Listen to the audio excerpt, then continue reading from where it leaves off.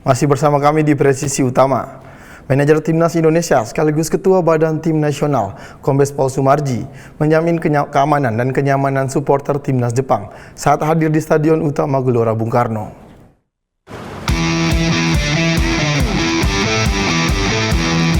Pertandingan lanjutan Timnas Indonesia melawan Jepang di matchday kelima Grup C, putaran ketiga kualifikasi Piala Dunia 2026 zona Asia diperkirakan berlangsung seru.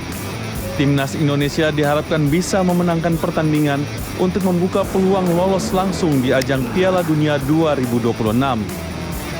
Manajer Timnas Indonesia sekaligus Ketua Badan Tim Nasional, Kombes Pol Sumarji mengharapkan supporter Indonesia tertib dalam mendukung Timnas. Untuk supporter Jepang bisa hadir mendukung tim kesayangannya di Stadion Utama Gelora Bung Karno, Jakarta. Kombes Pol Sumarji mengatakan PSSI menerima dengan tangan terbuka kehadiran supporter Jepang yang akan menambah atmosfer persaingan suportif dalam laga nanti. Dan untuk mengetahui bagaimana persiapan Timnas menghadapi Jepang nanti malam dan bagaimana keamanan supporter dalam menyaksikan pertandingan di Stadion Utama Gelora Bung Karno, kita telah terhubung dengan manajer Timnas Indonesia sekaligus Ketua Badan Tim Nasional, Kombes Pol Sumarji. Selamat sore Pak Sumarji. Ya, selamat sore. Assalamualaikum. Pak, sebagaimana yang kita tahu, pertandingan nanti malam akan menjadi pertandingan yang sangat dinantikan oleh supporter Indonesia, di mana Timnas Indonesia wajib menang dan butuh 3 poin untuk bisa melaju ke Piala Dunia nanti. Bagaimana persiapan Timnas Indonesia Pak melawan Jepang nanti malam?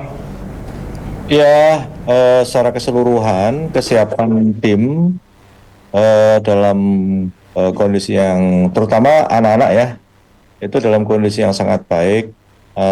Dari 23 pemain yang kita daftarkan, tidak ada satupun yang mengalami cedera dan semuanya dalam kondisi yang sangat bugar dan siap untuk bertanding nanti malam melawan Jepang, seperti itu.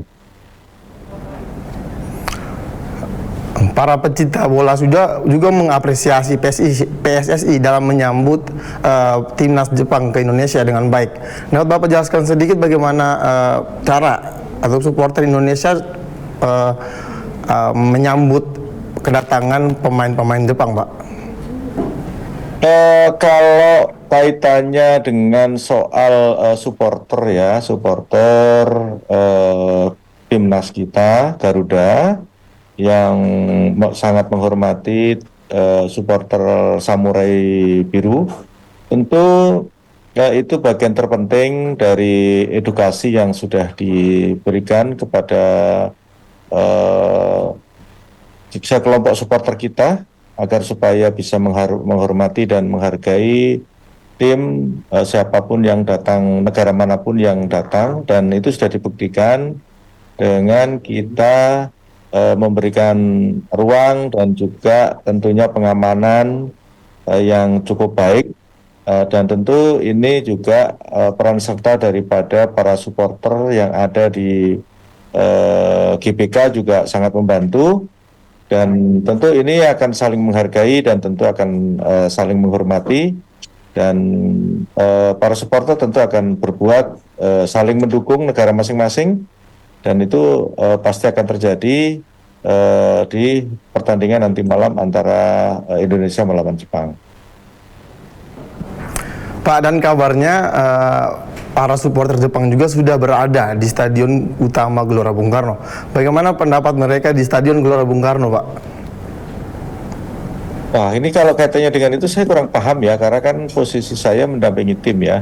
Mungkin nanti bisa ditanyakan kepada teman-teman yang saat sekarang ini sudah berada di GBK ya. Karena memang kalau kesiapan tim dan mempersiapkan tim itu tugas tanggung jawab saya selaku manajer, dan tentu bagaimana bisa membawa tim ini dengan baik. Tetapi kalau kaitan dengan supporter ada divisi lain, atau ada yang mengelola lain yang di bawah PSSI ini, sehingga itu berbeda tugas dan peran seperti itu. Pak, dan kabarnya karena sempat terkena kartu merah saat mengkritisi pertandingan lawan Bahrain. Saat ini Bapak tidak mendampingi timnas Indonesia melawan Jepang. Dapat Bapak jelaskan sedikit, Pak?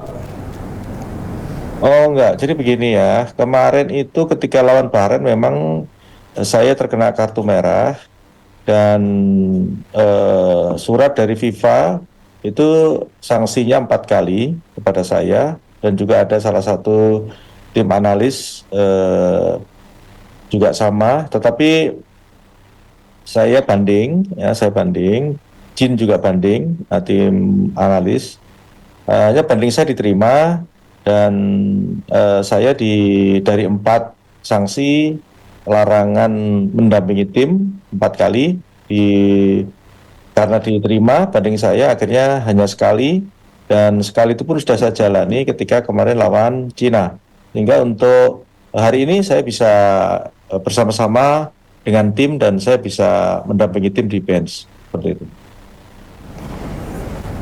Pak, tentunya seluruh masyarakat Indonesia pengen untuk Indonesia akan menang di pertandingan malam ini, Pak. Bagaimana berapa prediksi skor antara Indonesia versus Jepang nanti malam, Pak? Baik, kalau berkaitan dengan skor saya tidak mau berandai-andai, dan tentu yang saya berikan motivasi dan berikan pengertian kepada para pemain itu bagaimana supaya kita nanti bisa mendapatkan poin, ya, sekali lagi kita bisa mendapatkan poin, seperti itu. Pak, pesan atau imbauan kepada supporter timnas agar mendukung Garuda dengan sportif? Ya, kalau kaitannya dengan supporter yang saat sekarang ini sudah mulai berangsur-angsur, saya monitor melihat perkembangan dari media.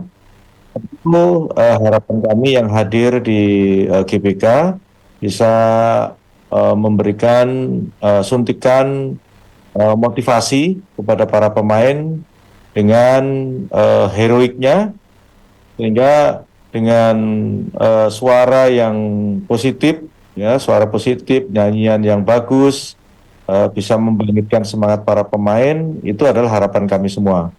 Dan tentu dengan kehadiran supporter yang memadati GBK itu akan menjadi tambahan kekuatan tersendiri bagi para pemain untuk bekerja dengan keras, menampilkan performa terbaik dan konsisten menjaga mental para pemain dari menit awal sampai dengan akhir. Pada intinya, dukungan dan kehadiran supporter yang memadati Stadion GBK itu adalah tambahan kekuatan utama bagi timnas Indonesia saat melawan Jepang nanti.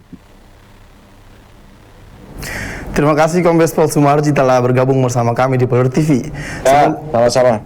Semoga nanti malam Indonesia bisa mendapatkan 3 poin yang sangat bagus untuk melanjutkan ke babak berikutnya, Pak. Selamat kembali bertugas, Pak. Salam presisi. Ya, terima kasih. Salam presisi. Polres Lebong dan Polresta Bengkulu menggelar personel gabungan dalam rangka mengamankan debat putaran kedua calon bupati dan wakil bupati Kabupaten Lebong tahun 2024. Berikut laporan Bribtu Harneno Kasturi, personel Humas Polres Lebong, Polda Bengkulu. Pemirsa Polri TV, saat ini saya sedang berada di Ballroom Hotel Mercure Bengkulu, dan hari ini dilaksanakan kegiatan debat terbuka atau debat publik calon bupati wakil bupati Kabupaten Lebong putaran kedua. Dan hari ini dilaksanakan kegiatan pengamanan yang dilakukan oleh personil Polres Lebong bersama personil Polresta Bengkulu dan Brimob Bengkulu dalam rangka menjaga keamanan, ketertiban dan kelancaran debat.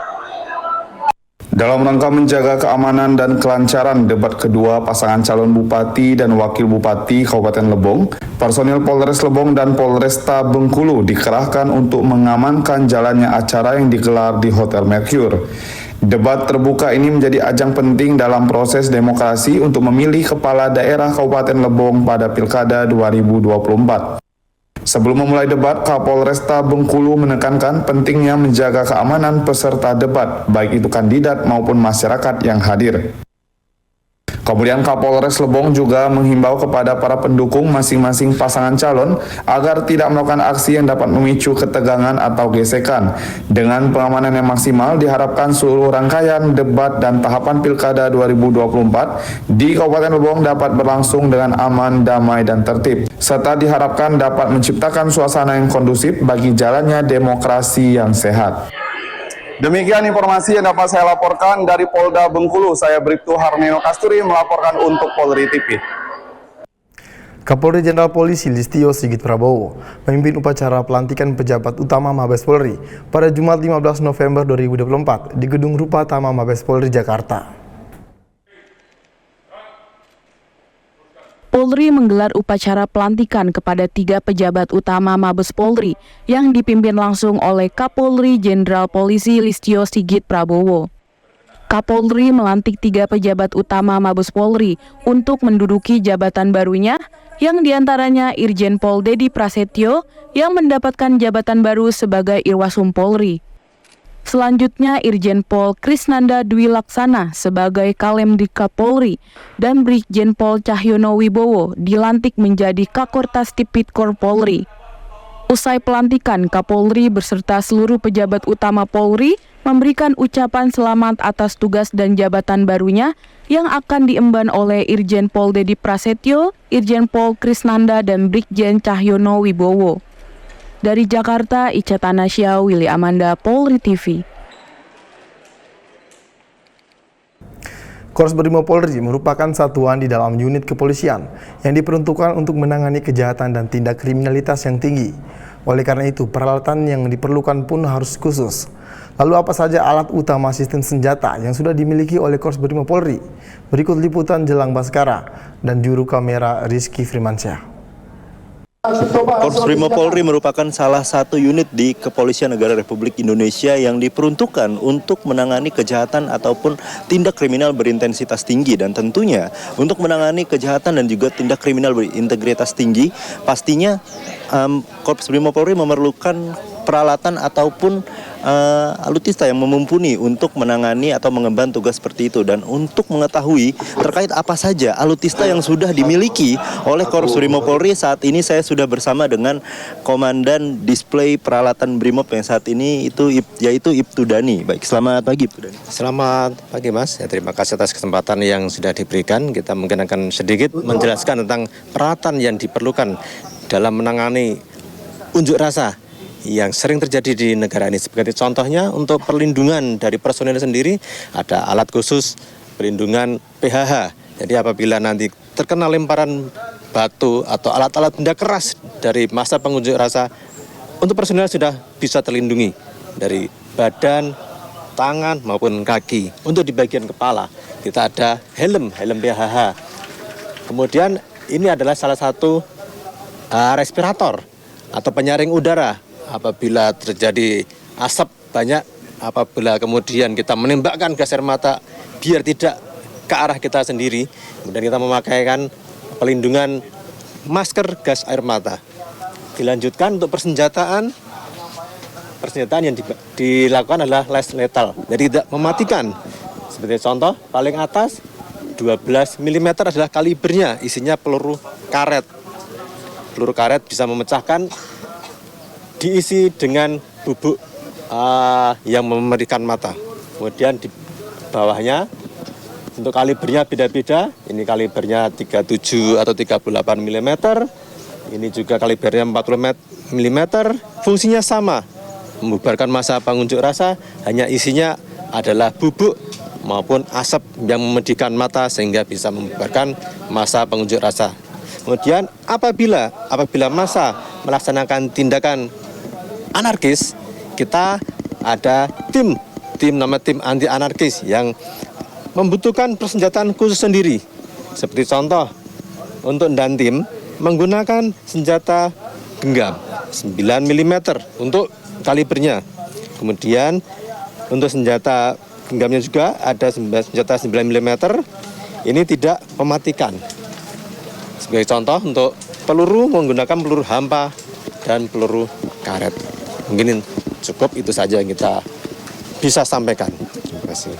Baik pemirsa, tadi kita sudah berbincang sedikit dengan Ibtu Dhani terkait dengan alutista ataupun peralatan rantis yang juga digunakan oleh Korps Brimob Polri, dan tentunya ke depannya dengan adanya peralatan yang memang sudah disiapkan dan juga sudah siap pakai untuk Korps Brimob Polri, diharapkan ke depannya Korps Brimob Polri juga bisa menangani kejahatan atau tindak kriminal yang memiliki intensitas tinggi mau di kota ataupun di desa, bahkan di seluruh Indonesia.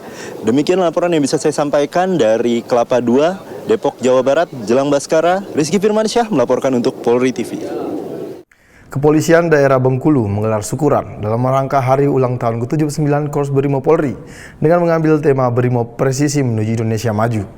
Berikut laporan Bribtu Harnino Kasturi, personel Humas Polres Lebong, Polda Bengkulu.